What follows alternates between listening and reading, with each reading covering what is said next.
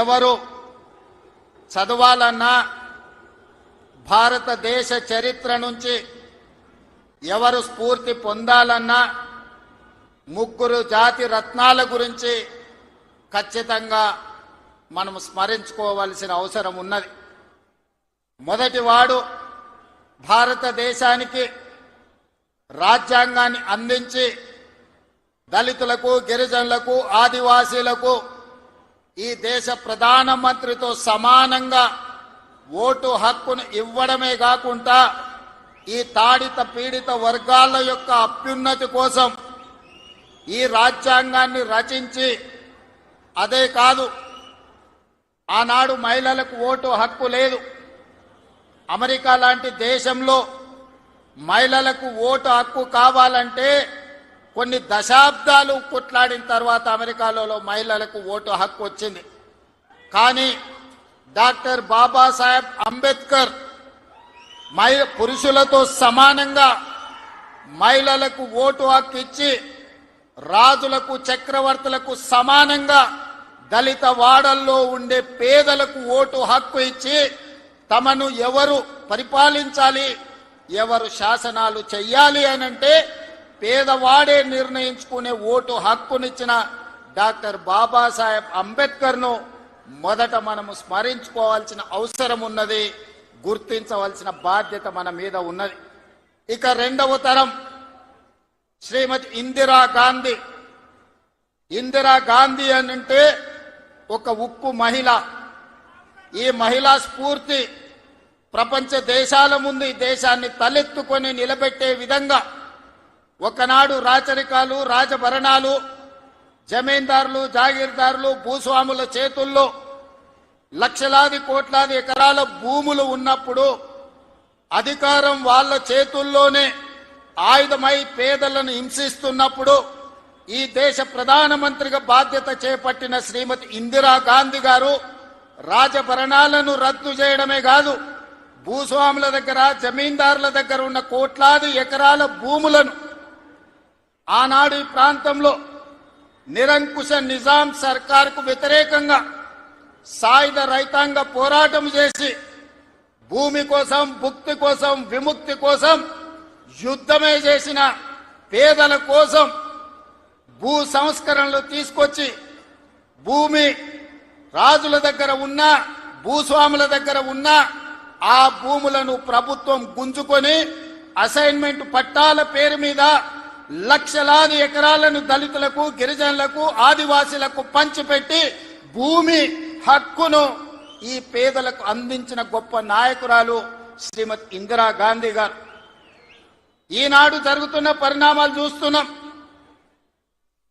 యుద్ధాలు చూస్తున్నాం, యుద్ధాలలో భారత ప్రధానమంత్రుల లొంగుబాటును చూస్తున్నాం. కానీ 1971లో ఇండియా పాకిస్తాన్ యుద్ధం జరిగినప్పుడు యుద్ధంలో పాకిస్తాన్ ను ఓడగొట్టి బంగ్లాదేశ్ ను విడగొట్టి అమెరికా ప్రెసిడెంట్ను భారత రాజకీయాలలో మీరు కలగజేసుకోకండి, కలగజేసుకుంటే భారతదేశం ఊరుకోదు అని అమెరికన్ ప్రెసిడెంట్ ను హెచ్చరించిన భారత ప్రధానమంత్రి శ్రీమతి ఇందిరాగాంధీ గారు. ఈనాటికి ప్రపంచ దేశాలలో ఈ దేశం యొక్క గొప్పతనం, గౌరవం, నాయకత్వ లక్షణాలను చాటి చెప్పిన ఉక్కు మహిళ శ్రీమతి ఇందిరాగాంధీ గారు. వారిని స్మరించుకోవాల్సిన అవసరం ఈ దేశంలో రాజకీయాలలో ఉండే ప్రతి ఒక్కరికి, ఈ యువతరానికి అవసరం ఉన్నది. ఇక మూడో తరం, ఆ తరం గురించి నేను చెప్పాల్సిన అవసరం లేదు. మూడే మూడు పదాలు, ఎన్టీఆర్. ఈ మూడు అక్షరాలు నీతి, నిజాయితీ, నిబద్ధత, ఉక్కు సంకల్పం కలిగిన నాయకుడు ఎవరైనా ఉన్నారు ఈ దేశంలో అంటే తెలుగు జాతి గర్వించదగ్గ బిడ్డ ఎన్టీఆర్. డాక్టర్ బాబాసాహెబ్ అంబేద్కర్, శ్రీమతి ఇందిరాగాంధీ, అన్న ఎన్టీఆర్ ఈ భారతదేశ జాతి రత్నాలు. ఈ జాతి రత్నాలు ఈ దేశం ఉన్నంతకాలం, మానవుల మనుగడ ఉన్నంతకాలం వారి కీర్తి ప్రతిష్టలు, వారి నిర్ణయాలను మనం స్మరించుకోవాల్సిన బాధ్యత ఈ రోజు మన అందరి మీద ఉన్నది. మిత్రులారా, ఈనాడు ఈ కార్యక్రమం తీసుకుంటున్నప్పుడు చాలా మంది చాలా రకాలుగా మాట్లాడుతున్నారు. కాంగ్రెస్ పార్టీ ముఖ్యమంత్రి పిసిసి అధ్యక్షుడు ఎన్టీఆర్ గారి విగ్రహాన్ని ఏ విధంగా ఆవిష్కరిస్తారు, లేదా ఎన్టీఆర్ గారిది ఆంధ్రప్రదేశ్ హైదరాబాదు నగరం నడిపొడ్డున ఎన్టీఆర్ విగ్రహాన్ని పెడతారా అని కొంతమంది మాట్లాడుతున్నారు. ఈ రోజు నేను స్పష్టంగా ఒక మాట చెప్పదలుచుకున్నా. కులాలకు, మతాలకు, ప్రాంతాలకు, భాషలకు అతీతంగా ఈ దేశం గర్వించదగ్గ నాయకుడు ఎన్టీఆర్. ఆ ఎన్టీఆర్ స్ఫూర్తి హైదరాబాదు నగరం నడిపొట్టున వారి స్ఫూర్తితో పరిపాలన అందిస్తున్న మా ప్రభుత్వం అమీర్పేట్ చౌరస్తాలో మైత్రి వనంలో ఈ దారిలో వెళ్లే ప్రతి వాడికి ఒక స్ఫూర్తిని నింపడానికే ఈ రోజు వారి విగ్రహాన్ని ఇక్కడ మేము ఆవిష్కరించుకున్నాం. ఇది విగ్రహం కాదు, ఇది ఒక స్ఫూర్తి, ఇది ఒక గొప్ప అనుభూతి. ఒక ముఖ్యమంత్రిగా ఎన్టీఆర్ విగ్రహాన్ని ఆవిష్కరించడం అంటే నాకు జీవిత కాలం గుర్తుండిపోయే ఒక మధుర సంఘటన. ఎవరు ఏమనుకున్నా, ఎవరు ఎలాంటి విమర్శలు చేసినా నేను జడవదలుచుకోలేదు. నేను చెప్పదలుచుకున్నా, ఆనాడు శ్రీమతి ఇందిరాగాంధీ గారు ఈ తెలంగాణ ప్రాంతం నుంచి ఒక పివి నరసింహారావు గారిని, ఒక మర్రి చెన్నారెడ్డి గారిని, ఒక పి శివశంకర్ గారిని, ఒక వెంకటస్వామి లాంటి నాయకులను అందిస్తే ఈ తెలంగాణ ప్రాంతానికి అన్న ఎన్టీ రామారావు గారు ఓ మండవ, ఓ తుమ్మల నాయకత్వాన్ని తెలంగాణకు అందించిండు. ఓ మాధవరెడ్డి, ఓ జానారెడ్డి నాయకత్వాన్ని అందించిండు. ఓ దేవేందర్ గౌడ్ నాయకత్వాన్ని అందించిండు. ఓ కడియం సిఆరి, ఒక మోత్కుపల్లి నరసింహుల లాంటి నాయకులను ఈ తెలంగాణకు అందించడు. అంతెందుకయ్యా, ఈనాడు ఉపన్యాసాలు ఇస్తున్న బీఆర్ఎస్ నాయకుడు కల్వకుంట్ల చంద్రశేఖర్ రావుకి రాజకీయ భిక్ష పెట్టింది ఎవరు?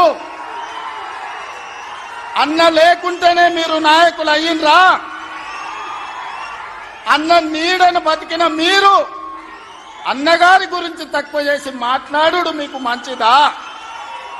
వారే కాదు, వారి పేరు పెట్టుకున్న వాళ్ళు కూడా ఈరోజు నాయకులుగా చలామణి అవుతున్నారు.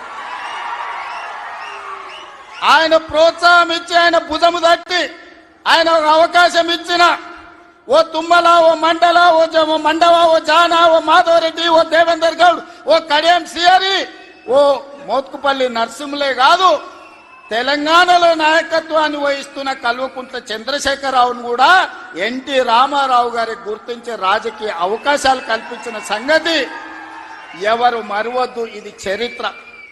ఇంకొంతమంది ఆయన పేరు మీదనే చలామణి అవుతున్నారు. కొంతమంది నకిలీలు ఎప్పుడు ఉంటారు. వాళ్ళ ఆలోచనలు ఎట్లుంటాయో కూడా మనం చూస్తున్నాం. అందుకే ఇవాళ మిత్రులారా, ఈనాడు మేము అందిస్తున్న ఇందిరమ్మ ఇల్లు కావచ్చు, ఆనాడు ఎన్టీఆర్ గారు మొదలుపెట్టిన పక్కా ఇళ్ల పథకమే ఈనాడు ఇందిరమ్మ ఇళ్ల పథకం అని నేను ఈరోజు గర్వంగా చెప్పదలుచుకున్నా. ఈనాడు 3,24,00,000 మంది సన్న బియ్యం ప్రతి పేదవాడు దళిత వాడల్లో అన్నం తింటున్నాడంటే, సంటి పిల్లలకు బుక్కెడు పువ్వ తినిపిస్తున్నారంటే ఆ స్ఫూర్తి వెనకాల అన్న 2 రూపాయల కిలో బియ్యం పథకం ఉన్నదని నేను ఈరోజు చెప్పదలుచుకున్నా. ఇవాళ మేము ఇందిరమ్మ చీరలు ఇస్తున్నాం ఆడబిడ్డలకు. పండుగ పూట నాడు పెట్టే మేము చీర సారెగా భావించి ఈనాడు పాలపిట్టల లెక్క ఈరోజు మా ఆడబిడ్డలు చీర కట్టుకుంటున్నారు.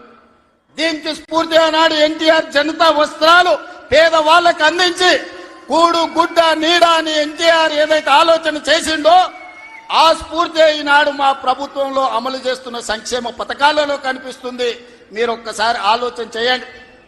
ఈనాడు వైఎస్ఆర్ ప్రకటించిన ఉచిత కరెంటు కావచ్చు, ఈనాడు రైతులకు మేము అందిస్తున్న 24 గంటల ఉచిత కరెంటు, దీనికి స్ఫూర్తి ఆనాడు అన్న ఎన్టీఆర్ 50 రూపాయలకే హార్స్ పవర్ అని రైతాంగాన్ని ఆదుకోవడానికి వారు అందించిన విద్యుత్తే, వారు అందించిన శక్తే ఈనాడు ఉచిత విద్యుత్తు అని నేను చెప్పదలుచుకున్నా. ఇవాళ మిత్రులారా, ఆనాడు ఎస్సీల కోసం, ఎస్టీల కోసం, మైనారిటీల కోసం అమ్మ ఇందిరమ్మ పాటుపడితే బలహీన వర్గాల కోసం అన్న ఎన్టీఆర్ పాటుపడ్డాడు. ఇవాళ బలహీన వర్గాలు, పాలితులుగా ఉన్న బలహీన వర్గాలు ఈరోజు పాలకులుగా మారినరు అని అంటే అన్నగారి యొక్క ఆశీర్వాదం తెలంగాణ సమాజానికి అందబట్టే పాలితులుగా ఉన్న బలహీన వర్గాలు ఈరోజు పాలకులుగా మారినరు. ఒకనాడు గ్రామాలలో పటేల్ పట్వారి వ్యవస్థ ఎంత బలంగా ఉండేనో వాళ్ళ చేతుల్లో తెలంగాణ నలిగిపోతుంటే ఎన్టీ రామారావు గారు పటేల్ పట్వారి వ్యవస్థను రద్దు చేసి పేదలకు విముక్తి కలిగించిన చరిత్ర ఈ ప్రాంతంలో ఉన్నది. ఆనాడు ఇందిరాగాంధీ గారు సాయుధ రైతాంగ పోరాటాన్ని స్ఫూర్తిగా తీసుకొని దళితులకు, గిరిజనులకు, ఆదివాసీలకు భూ పంపకాలు చేపట్టి అసైన్మెంట్ పట్టాలు ఇచ్చి గ్రామాలలో ఉన్న పేదలకు ఆత్మ గౌరవాన్ని ఇందిరాగాంధీ గారు అందిస్తే పటేలు పట్వారి వ్యవస్థను రద్దు చేసి బలహీన వర్గాల ఆత్మగౌరవంతో బతికే అవకాశం ఎన్టీ రామారావు గారు కల్పించిండ్రు. మిత్రులారా, ఇవాళ ఎక్కడైనా చూడండి మా ప్రభుత్వం అమలు చేస్తున్న సంక్షేమం, మా ప్రభుత్వం అమలు పరుస్తున్న అభివృద్ధి ఇందిరాగాంధీ గారో ఎన్టీఆర్ గారో వారి స్ఫూర్తి కనిపిస్తుంది. ఈరోజు ఇందిరమ్మ ఆశీర్వాదం, అన్న ఎన్టీఆర్ స్ఫూర్తి ఈరోజు మా ప్రజా పాలనలో కనిపిస్తుంది, మా ప్రభుత్వంలో కనిపిస్తుంది, మా నిర్ణయాలలో కనిపిస్తుంది. అందుకే ఇందిరమ్మ మాకు ఎంత ముఖ్యమో ఎన్టీఆర్ కూడా అంతే ముఖ్యం. ఇందిరమ్మ ఒక తరం అయితే ఎన్టీఆర్ ఒక శకం. వాళ్ళిద్దరి కలయికనే ఈనాటి ప్రజాపాలన. ఈ ప్రజాపాలన ప్రజలకు అందుబాటులో ఉంది అనంటే ఒక ఇందిరమ్మ స్ఫూర్తి, ఒక ఎన్టీఆర్ యొక్క ఆలోచన విధానం ఈనాడు మేము అమలు చేస్తున్నాం. మిత్రులారా, ఇవాళ మా నిర్ణయాలు మీరు చూసిండ్రు. ఆడబిడ్డలకు ఆర్టీసీలో ఉచిత బస్సు కావచ్చు, ఆడబిడ్డలకి ఈరోజు అదానీ అంబానీలతో పోటీ పడి సోలార్ పవర్ విద్యుత్ ఉత్పత్తి కావచ్చు, ఆర్టీసీలో ఉచిత ప్రయాణమే కాదు, ఆర్టీసీ 1000 బస్సులు ఆడబిడ్డలను యజమానులను చేసి ఈ రోజు వాళ్ళని వ్యాపారాలలో రాణించే విధంగా చేసినాం. ఆనాడు అన్న ఆడబిడ్డలకు ఏ విధంగా ఆస్తిలో హక్కిచ్చిండో ఈనాడు 1 కోటి మంది ఆడబిడ్డల్ని కోటీశ్వరులను చెయ్యాలన్న లక్ష్యంతో మా ప్రజాపాలన పనిచేస్తుంది. మా సీతక్క, మా బట్టి విక్రమార్క గారు దీన్ని అమలు చేస్తున్నారు. ఇవాళ మేము గర్వంగా చెప్పదలుచుకున్నాం, అన్నగారు అదే విధంగా ఇందిరమ్మ స్ఫూర్తితో 1 కోటి మంది ఆడబిడ్డల్ని ఇవాళ కోటీశ్వరులను చెయ్యాలి అని మా ప్రభుత్వం ప్రయత్నం చేస్తుంది. అందుకే మిత్రులారా, ఇవాళ మా ప్రభుత్వం రైతు రుణమాఫీ కావచ్చు, రైతు భరోసా కావచ్చు, రైతులకు ఉచిత కరెంటు కావచ్చు, రైతు రుణమాఫీ 21,000 కోట్ల రూపాయల రద్దు చేసిన విషయం కావచ్చు, ఇవన్నీ రైతుల కోసం మేము అమలు చేస్తున్న సంక్షేమ పథకాలు.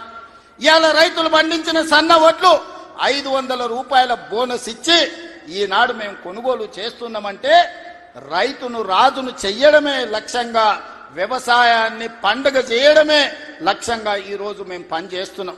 ఇవాళ మహిళలందరికీ అవకాశం ఇవ్వాలి అని స్థానిక సంస్థల్లో ఆనాడు మహిళలకు రిజర్వేషన్లు ఉండాలని రాజీవ్ గాంధీ గారు నిర్ణయం తీసుకుంటే ఆ నిర్ణయాన్ని అమలు చేసిన గొప్ప నాయకుడు ఎన్టీఆర్.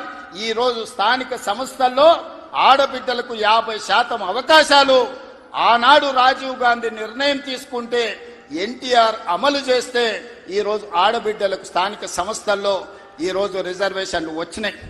ఆ స్ఫూర్తితో ఈనాడు శాసనసభలో, లోక్సభలో మహిళలకు రిజర్వేషన్లు ఉండాలి, 33% ఇవ్వాలి అని ఈ వేదిక మీద ఉన్న మేమందరం కట్టుబడి ఉన్నాం.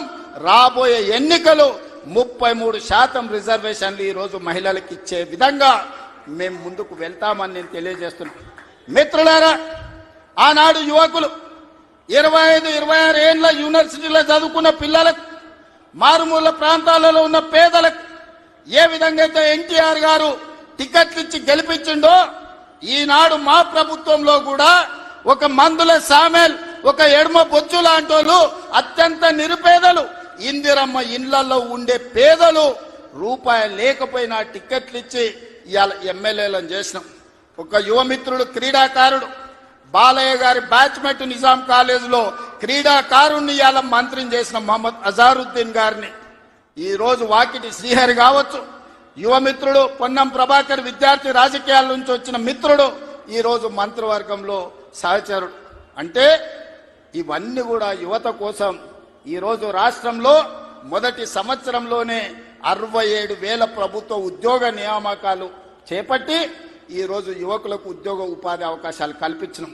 మహిళలకు 60,000 కోట్ల రూపాయల బ్యాంకు లింకేజ్ అప్పులు ఇప్పించినాం. ఈ రోజు మహిళలు వ్యాపారం చేసుకుంటూ యువకులు ఉద్యోగాలకు పోటీ పడుతుండ్రు.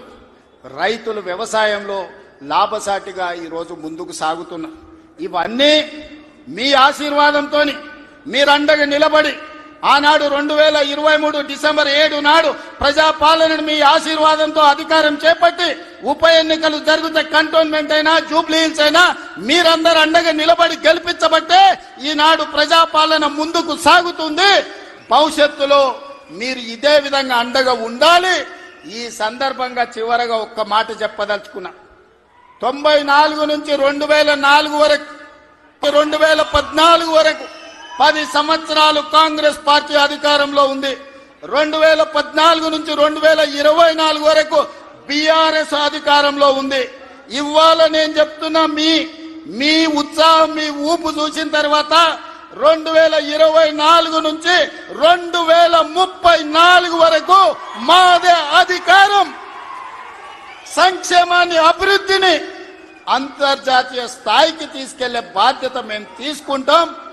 ఎన్నో అభివృద్ధి పనులు జరుగుతున్నాయి. మీరు అండగా నిలబడండి. హైదరాబాదు నగరాన్ని అంతర్జాతీయ స్థాయిలో అభివృద్ధి చేయడానికి మేము ప్రయత్నం చేస్తున్నాం. ఆనాడు మీ రోజున ఫైనాన్షియల్ డిస్ట్రిక్ట్ కావచ్చు, హైటెక్ సిటీ కావచ్చు, వీటన్నిటినీ చంద్రబాబు నాయుడు గారు ప్రణాళికబద్ధంగా ముందుకు తీసుకెళ్ళింది. ఇవాళ మా ప్రభుత్వం 30,000 ఎకరాలలో ఎయిర్పోర్ట్ కి కూతవేటు దూరంలో భారత్ ఫ్యూచర్ సిటీని నిర్మిస్తున్నాం. ప్రపంచాన్ని అక్కడికి తీసుకొస్తాం. ఈనాడు మన యువత ప్రపంచ దేశాలలో దిగ్గజ కంపెనీలకు పనిచేస్తున్నారు. సత్య నాదెల్ల కావచ్చు, శంతను నారాయణ్ కావచ్చు, అజయ్ బంగా కావచ్చు, ప్రేమ్జీ వాత్సవ్ కావచ్చు, వీళ్ళంతా హైదరాబాద్ బాయ్స్. హైదరాబాద్ పబ్లిక్ స్కూల్లో చదువుకున్నోళ్ళు ప్రపంచ పెద్ద పెద్ద దిగ్గజ కంపెనీలకు సీఈఓలు. ఇవాళ మనం ఎక్కడికో వెళ్ళి ఆ కంపెనీలలో పనిచేయడం కాదు, ఆ కంపెనీలను ఇక్కడికి తెస్తాం. భారత్ ఫ్యూచర్ సిటీలో పెట్టిస్తాం. ఈ కంపెనీలను పెట్టడమే కాదు, అలాంటి కంపెనీలకు తెలంగాణ యువతను యజమానులను చేసే బాధ్యత ఈ ప్రభుత్వం తీసుకుంటుంది. నూతన విధానంతో ప్రోత్సాహకాలు ఇస్తుంది. యువతకు ఉద్యోగ ఉపాధి అవకాశాలు కల్పిస్తుంది. మన నగర అభివృద్ధి కోసం మీరందరూ సహకరించాలి. మీరందరూ అండగా నిలబడాలి. ఇంత గొప్ప కార్యక్రమాన్ని ఏర్పాటు చేసి ఈ కార్యక్రమాన్ని ఒక స్ఫూర్తిని నింపే విధంగా ఒక ఇందిరమ్మను, ఒక అన్న ఎన్టీఆర్ ను స్మరించుకునే వేదికగా మార్చినందుకు మీ అందరికీ మనస్ఫూర్తిగా ధన్యవాదాలు.